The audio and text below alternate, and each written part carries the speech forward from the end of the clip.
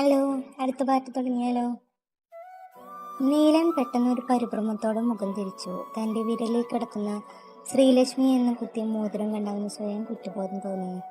അപൂർണയെ തേടി തൻ്റെ കണ്ണുകൾ പോവാതിരിക്കാൻ അവൻ മഴയിലേക്ക് ഇറങ്ങി നടന്നു. എന്നാൽ ഒരു നാൾ തൻ്റെ ജീവനായി മാറാൻ പോകുന്നവൾ നിന്നാണ് താൻ മുഖം തിരിച്ചു പോകുന്നതെന്ന് അവൻ സ്വപ്നത്തിൽ പോലും കരുതിയില്ല. ഇവനെന്തിനീ മഴ നനഞ്ഞു പോണേ? നീലന്റെ പൂക്കൊണ്ട് അരുൺ സ്വയം ചോദിച്ചു. കുറച്ചു നേരം കഴിഞ്ഞതും മഴ കുറഞ്ഞിരുന്നു. അപ്പൂ ആരതിയും പുറത്തേക്ക് ഇറങ്ങി. നീ വരുന്നില്ലേ ഏട്ടാ? അപ്പു തിരിഞ്ഞു വന്ന് ചോദിച്ചു. നിങ്ങൾ നടന്നോ, ഞാൻ വന്നോളാം. അതെന്താ നിനക്ക് ഞങ്ങളുടെ കൂടെ വന്നാ? അത് ചോദിച്ച അപ്പു അവന്റെ അരികിലേക്ക് വന്നു. നീ ഞങ്ങളുടെ കൂടെ വരുന്നോ അതോ ഞാൻ ഇന്നലത്തെ കാര്യം അതുമോട് പറയണ? ബ്ലാക്ക്മെയിൽ ചെയ്യുന്നോടി. നീ എൻ്റെ അനീതി തന്നെയാണ്, എനിക്ക് സംശയമുണ്ട്. നീ വരുന്നില്ല? നടക്ക്, ഞാൻ വരാം. ഈ കുഴിപ്പിനെ കണ്ടിട്ട് തോറ്റു. അരുൺ പിറുപിറുത്തു. എടാ, ഞാൻ ഇറങ്ങാ. അതെന്താടാ, സമയമായിട്ടില്ലല്ലോ? ഇനി ഇവിടെ നിന്നാ എൻ്റെ സമയം മോശമാവോ? ഇന്നലെ കുടിച്ച ഓവറായി, ഞാൻ അലമ്പായി. ഇന്നലെ നടന്ന ഒന്നും എനിക്ക് ഓർമ്മയില്ല. ഇപ്പോ ആ കുരുത്തം കെട്ടത് എന്നെ ബ്ലാക്ക്മെയിൽ ചെയ്യാ. കൂടെ ചെന്നില്ലെങ്കിൽ അവൾ ആരതിയോട് എന്തോ പറഞ്ഞു കൊടുക്കുന്നു. ഞാൻ പോവാ, നാളെ കാണാം. അത് പറഞ്ഞവൻ പുറത്തേക്ക് ഓടി.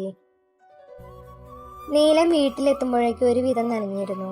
വേഗം നനഞ്ഞ ഡ്രസ് മാറ്റി ബെഡിലേക്ക് കിടന്നു. ഇന്നലെ എന്നോട് പറഞ്ഞതൊന്നും അരുണോ ഓർമ്മയില്ലെന്ന് തോന്നുന്നു. ഇനി അതിനെപ്പറ്റി ഒന്നും ചോദിക്കണ്ട. അവനൊന്നും പറഞ്ഞിട്ടുമില്ല, ഞാനൊന്നും അറിഞ്ഞിട്ടുമില്ല.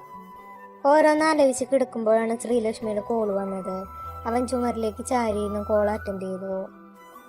വീട്ടിലെത്തിയോ കാർത്തിയേട്ടാ? ആടോ, എത്തിയുള്ളൂ. നല്ല മഴയവിടെ. ആണോ? ഇവിടെ മഴയൊന്നുമില്ല. ക്ലാസ് കഴിഞ്ഞ് വന്ന് വെറുതെ ഇരുന്നപ്പോൾ വിളിച്ചു എന്നേ ഉള്ളൂ. ഏട്ടൻ തിരക്കിലാണാ? ഏയ് അല്ലടോ. ഞാനൊരു കാര്യം പറഞ്ഞാ താൻ തെറ്റിദ്ധരിക്കോ? നീലൻ ചെറിയൊരു മടിയോടെ ചോദിച്ചു. എന്താ കാർത്തിയുടെ കാര്യം?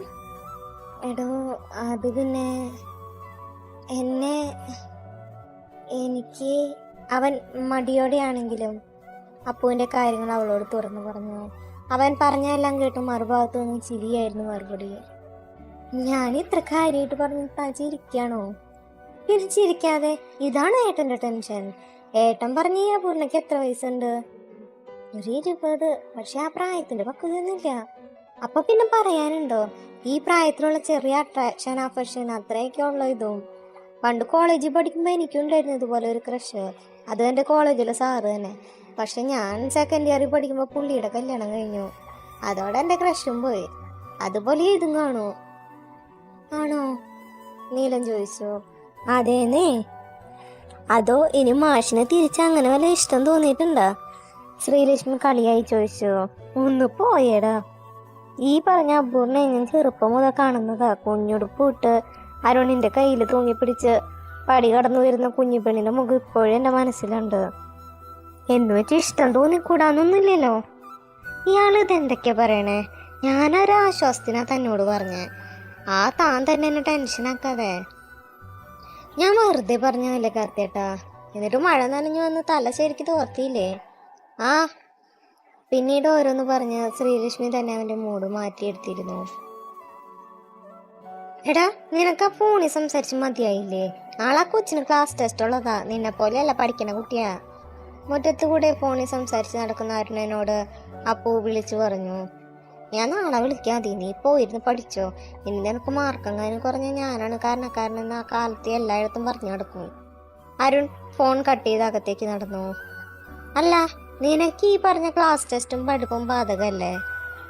ഫോണിൽ കുത്തിക്കൊണ്ടിരിക്കുന്ന അപ്പുവിനെ കണ്ടവൻ ചോദിച്ചു. ഞാനെപ്പോൾ പഠിക്കണമെന്ന് ഞാൻ തീരുമാനിച്ചോളാം, നീ അന്വേഷിക്കണ്ട. എന്തോ? എങ്ങനെ? എൻ്റെ കുട്ടിയുടെ ഫീസും മറ്റും അടയ്ക്കുന്ന ആരാ? ഈ ഏട്ടനല്ലേ? അമ്മേ, ചോറെടുത്ത് വെക്കി, വിശന്നിട്ട് വയ്യ. കഴിച്ചിട്ട് കിടന്നുറങ്ങട്ടെ, വല്ലാത്ത ക്ഷീണം. അപ്പു നൈസായി ഒഴിഞ്ഞു മാറി. പിറ്റേന്ന് അപ്പുവിനെ കാത്തുന്ന പോലെ ഉമ്മർത്ത് തന്നെ നീല ഇരിക്കുന്നുണ്ടായിരുന്നു. പടി കടന്ന് അപ്പു വരുന്നത് കണ്ട് നീലൻ പുറത്തേക്ക് ഇറങ്ങി നിന്നു. ഇപ്പൊ കുട്ടികൾ പാട്ട് പഠിക്കാൻ വരുന്നില്ല നീല? അവൾ പാത്രത്തിലേക്ക് പാലൊഴിച്ചുകൊണ്ട് ചോദിച്ചു. നാളെ മുതലുണ്ടാവും. അത് കേട്ട് അവൾ തലയാട്ടി തിരിഞ്ഞു നടന്നു. അപൂർണ, നാളെ മുതൽ ഇവിടേക്ക് പാല് വേണ്ടാട്ടാ. ആണോ? അതെന്താ പെട്ടെന്ന് ഇങ്ങനെ? അവൾ നീലനെ തിരിഞ്ഞു നോക്കി ചോദിച്ചു. അത് അത് പിന്നെ ഞാൻ ഡയറ്റിങ്ങില്ല, അതുകൊണ്ട് അവൻ മനസ്സിൽ വന്നത് പറഞ്ഞു. അതെന്തായാലും നന്നായി, നീ കുറച്ച് തടി വെച്ച പോലെ എനിക്ക് തോന്നിയിരുന്നു. എന്നാ ഞാൻ പോവാ, ക്ലാസ് ഉണ്ട്. അത് പറഞ്ഞ് അപ്പു പുറത്തേക്ക് പോയി. ഇവൾ തന്നെ സ്നേഹിച്ചിരുന്നു എന്ന് വിശ്വസിക്കാൻ കഴിയുന്നില്ല. ഇപ്പോഴും തമ്മിൽ കണ്ട കീരിയും പമ്പ് വരുന്നില്ലേ?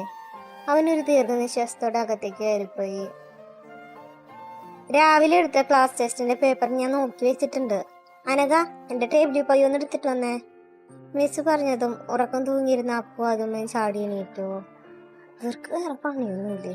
രാവിലെ ടെസ്റ്റ് എടുത്ത് ഉച്ചയ്ക്ക് ശേഷം പേപ്പർ തരാൻ ഞാനെന്ത് എഴുതി വെച്ചിട്ടുണ്ടെന്നും കൂടെ എനിക്ക് അറിഞ്ഞില്ല. അപ്പു ആദമയോട് പിറുപിറുത്തു. അനഘ പേപ്പർ കൊണ്ടുവന്നതും മിസ് എല്ലാവർക്കും പേപ്പർ കൊടുക്കാൻ തുടങ്ങി. എപ്പോഴത്തെയും പോലെ അനഘയാണ് topper, 28 out of 30. Apoorna 12 out of 30. എന്തൊക്കെയാ കുട്ടി എഴുതി വെച്ചിരിക്കണേ? ഹെഡ്ബർട്ട് സ്പെൻസറിന്റെ തിയറിയെ കുറിച്ച് ചോദിച്ച തന്റേതായ പുതിയ തിയറികളാണ് എഴുതുക. ടീച്ചർ സ്ഥിരം പുച്ഛഭാവത്തോടെ അവൾക്ക് പേപ്പർ കൊടുത്തു. ആരതി 22 ഔട്ട് ഓഫ് 30. എന്താണ് തനിക്ക് പറ്റിയേ? മാർക്ക് കുറവാണല്ലോ, ഒന്ന് ശ്രദ്ധിക്കണ്ടേ? കല്യാണമൊക്കെ ആവാറായില്ലേ, അതുകൊണ്ട് ശ്രദ്ധ മറ്റു ചില കാര്യങ്ങളിലായിരിക്കും. അനഘയുടെ വക കമന്റ് വന്നതും ക്ലാസ്സിൽ ഒരു കൂട്ടച്ചിരി ഉയർന്നു. ബെല്ലടിച്ചും മിസ് ബുക്കും എടുത്ത് പുറത്തേക്ക് പോയി. മറ്റുള്ളവരുടെ കാര്യത്തിൽ ആവശ്യമില്ലാതെ ഇടപെടുന്ന നിന്റെ സ്വഭാവം എന്റെ അടുത്ത് കാണിക്കാൻ വരണ്ട അനഘ. ദേഷ്യത്തിൽ ഡെസ്കിൽ അടിച്ചു പറഞ്ഞുകൊണ്ട് ആരതി ബെഞ്ചിൽ നിന്ന് എണീറ്റു. ആരതിയുടെ ഉയർന്ന ശബ്ദവും ഒരു നിമിഷം ചുറ്റുമുള്ള നിശബ്ദമായി. ഇന്നിവിടെ വല്ലതും നടക്കും. ആറിനോട് വഴക്കുണ്ടാക്കി അതുമോ അല്ലെങ്കിൽ തന്നെ കട്ട കലിപ്പിലാണ്. അതിന്റെ ഇടയിലാണ് അവളുടെ ഒരു ചൊറിച്ചില്. അപ്പു ആത്മകഥിച്ചു. ആരതി, ഞാനൊരു തമാശക്ക്. അനഘ അവളെ അനുനയിപ്പിക്കാൻ ശ്രമിച്ചു. തമാശയോ? ഇതാണോ നിന്റെ തമാശ? എന്റെ പേഴ്സണൽ കാര്യങ്ങൾ ഇടപെട്ടിട്ടുള്ള നിന്റെ ഈ വക തമാശ ഇവിടെ വെച്ച് നിർത്തിക്കോ. ഇതിപ്പോ ആദ്യമായിട്ടല്ല, പല വെട്ടായി നിന്റെ ഈ വക വർത്താനം വെച്ചുള്ള തമാശകള്. ഇനി ഇങ്ങനെ ഊള കമന്റുകൾ ഇട്ട് എന്റെ അടുത്ത് വന്നാ നീ ആരതി ആരാന്നറിയും. അത് പറഞ്ഞ ആദ്യമ പുറത്തേക്ക് നടന്നു. അപ്പു ചിരി അടക്കി പിടിച്ചുവെങ്കിലും അറിയാതെ ശബ്ദം പുറത്തേക്ക് വന്നു. എല്ലാത്തിനും കാരണം നീയാണ് അപൂർണ. ആരതി എന്നോട് ഇതുവരെ ഉയർത്തി സംസാരിച്ചിട്ടില്ല. നീ ഓരോന്ന് പറഞ്ഞ് ചൂട് കയറ്റിയതാ. ഇതിനുള്ള പണി ഞാൻ തിരിച്ചു വന്നിരിക്കും. അത് കേട്ട് താൻ എന്താ ചെയ്തെന്ന മട്ടിൽ അപ്പു അന്തം വിട്ടിരുന്നു. ആ ഒരാഴ്ച പ്രത്യേകിച്ച് ഭാവമറ്റല്ലാതെ തന്നെ കടന്നുപോയി. പിന്നീട് അപ്പു നീലിനും തമ്മിൽ കണ്ടിട്ട് തന്നെ ഇല്ല. അപ്പു ഓടിപ്പോയി കുഞ്ഞുമണി അയച്ചിട്ട് വാ, നല്ല മഴ വരുന്നുണ്ട്. ഒരു ദിവസം ആയതിനാൽ TV കണ്ടിരിക്കുന്നു അപ്പു. എനിക്ക് വയ്യമ്മ, ഇത്രയും ദിവസം കോളേജിൽ പോയി പഠിച്ചിട്ട് ക്ഷീണാണെന്നേ. പിന്നെ പഠിച്ച മലമറക്കില്ല, നീ പോയി പശുക്കുട്ടി അഴിച്ചിട്ട് ഓടി കൂടെ കൊണ്ടുപോ, ചിലപ്പോ മഴ പെയ്യും. അപ്പൊ അത് കേൾക്കാതെ ചെരുപ്പ് കൂട്ട് പുറത്തേക്ക് ഇറങ്ങി. പോകുന്ന വഴി നീലന്റെ പഴയ വീട്ടിലേക്കൊന്ന് എത്തി നോക്കി. മുറ്റത്ത് ഒരുപാട് കരിയിലകളും പുല്ലും ഒക്കെ ഉണ്ട്. പാവം നീലൻ. കാണുന്ന എനിക്ക് ഇത്ര സങ്കടം ഉണ്ടെങ്കിൽ നീലിന് എത്രത്തോളം സങ്കടം ഉണ്ടാവും. കുറച്ച് പൈസ ഉണ്ടെങ്കിൽ കുറച്ച് ലോട്ടറി എടുക്കായിരുന്നു. ഓണം നമ്പർ 3 കോടി അത്രേ. അതടിച്ച് കഴിഞ്ഞാൽ ടാക്സ് ഒക്കെ കുറച്ചാലും ഒരു 2.5 കോടിയൊക്കെ കിട്ടുമായിരുന്നു. അതിൽ1 കോടി നീലിന് കൊടുത്ത് അവൻ്റെ തറവാട് അവന് തിരിച്ചു പിടിക്കാലോ. അപ്പൊ അവന് എന്നോടൊരു കുഞ്ഞ സ്നേഹം തോന്നുമായിരിക്കും. അയ്യോ വേണ്ട, അങ്ങനെ വിചാരിക്കാൻ പാടില്ല. ശ്രീലക്ഷ്മി ചേച്ചി പാവല്ലേ, ചേച്ചി എടുത്തോട്ടെ എൻ്റെ നീലിനെ. പക്ഷെ അടുത്ത ജന്മത്തിൽ എനിക്ക് തന്നേക്കുള്ളൂ ദൈവൻ്റെ നീലിനെ. അവൾ നെഞ്ചിൽ കൈവച്ച് പ്രാർത്ഥിച്ചു. നീലന് 1 കോടി കൊടുത്താലും ബാക്കി 1.5 കോടി ഞാൻ എന്ത് ചെയ്യും? അരുണിന്റെ ആദ്യമേടും കല്യാണം അടിച്ചു പൊളിച്ച് നടത്താം, ഒരു വീട് വെക്കാം, കുറെ ഐസ്ക്രീം കഴിക്കാം. അവൾ ഓരോന്ന് ആലോചിച്ച് നടന്ന മുന്നിൽ 1-2 ബൈക്ക് വന്നു. ഇതാരിത്? എൻ്റെ പെങ്ങടെ ഒരേ ഒരു ശത്രുവോ? ഞാൻ കുറച്ച് ദിവസമായി നിന്നെ അന്വേഷിച്ച് നടക്കായിരുന്നു. ഇപ്പൊ ദയവായിട്ട് എൻ്റെ കൺമുന്നിൽ തന്നെ എത്തിച്ചേ.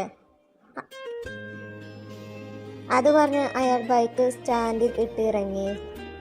എടാ വേണ്ട, അതാരുണേട്ടൻ്റെ പെങ്ങളാ, പ്രശ്നവും. കൂടെയുള്ളവൻ ഒരുവൻ പറഞ്ഞു. എൻ്റെ നാട്ടിലെ ഫുട്ബോൾ മാച്ചിന് വിളിച്ചപ്പോ തീരെ താല്പര്യമില്ലാതെ ഞാൻ വന്നേ. മാച്ചിൽ തോറ്റെങ്കിലും ഇത്രയും ദൂരം വന്നതിൽ നഷ്ടം വന്നില്ല. ഞാൻ നിന്നോട് അന്നേ പറഞ്ഞതല്ലടി അനഘമോളോട് വെറുതെ മുട്ടാൻ നിൽക്കരുതെന്ന്. അയാൾ 2 അടി മുന്നോട്ട് വന്നു. ആകാശേ വേണ്ടാട്ട, ഇത് പ്രശ്നമാവൂട്ടാ, കൂടെയുള്ളവൻ പറഞ്ഞു. നിനക്ക് പേടിയാണെങ്കിൽ നീ പൊക്കോ, ഞാൻ എന്തായാലും ഇത് സെറ്റിലാക്കിയിട്ടേ വരുന്നുള്ളൂ. അത് കേട്ടത് ആ പയ്യൻ ബൈക്ക് എടുത്തു പോയി. ബാക്കി 3 പേരെയും കണ്ട് അപ്പു വലിയ കൂസലില്ലാതെ നിന്നു. എന്താടി നിനക്ക് ഇത്ര അഹങ്കാരം?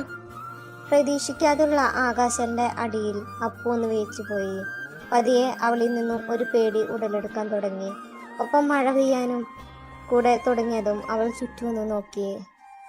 ഇല്ല, അടുത്തൊന്നും ആരുമില്ല.